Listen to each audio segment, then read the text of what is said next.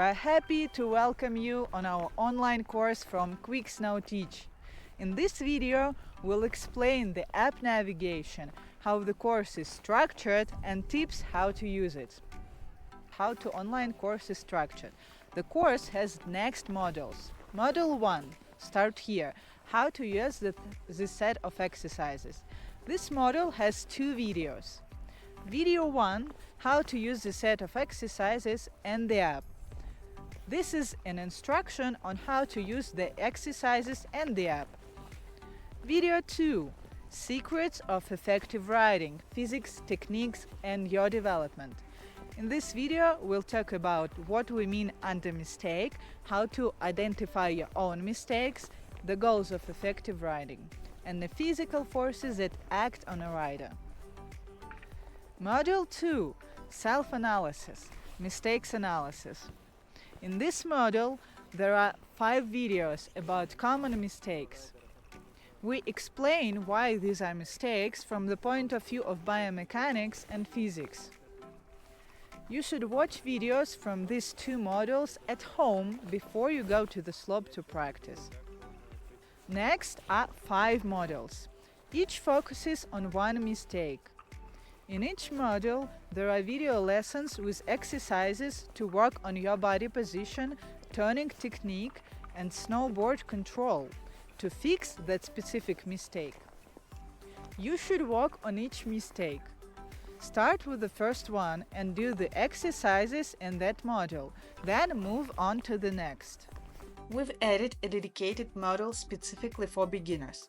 It's structured in a way that's perfect for riders who can already snowboard on their heel edge. In the first lesson, you'll learn the correct body position and discover the forces that affect a rider and why understanding them is so important.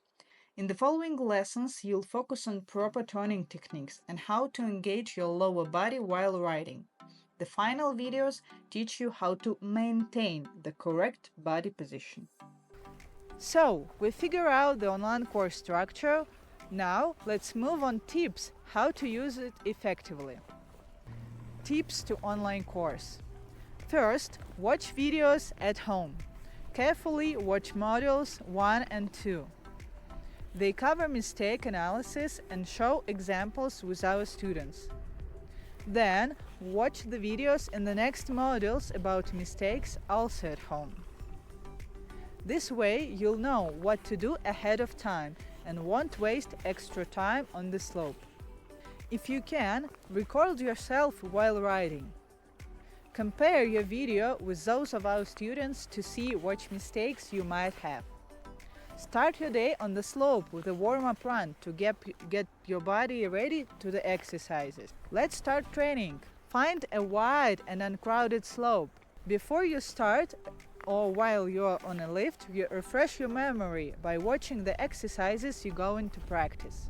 Each exercise for the whole run down the slope. Don't rush. It's important to practice each movement accurately. Move on to the next exercise only when the current one feels easy.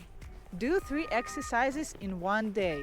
Focus on doing them correctly and pay attention to how you feel. Your body needs time to learn, apply, and remember new movements so you can use them automatically later.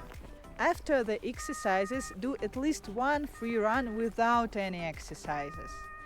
Notice any changes in your riding. After practicing the exercises for a few days, record yourself on video again, preferably on the same slope. See how you've improved. Practice. Key is practice.